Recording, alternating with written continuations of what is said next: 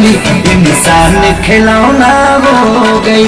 भगवान के हाथ के कठपुतली इंसान खिलौना हो गई।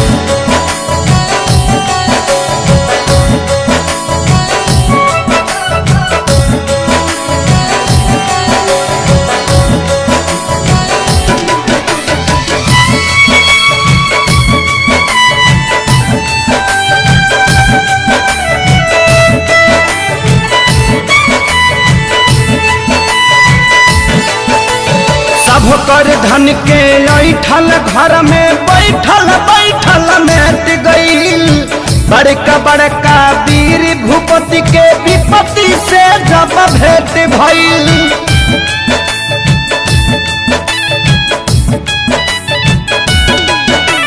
सब कर धन के ऐठल घर में बैठल बैठल मेट गईल। बड़का बड़का वीर भूपति के विपत्ति से जब भेंट भइल।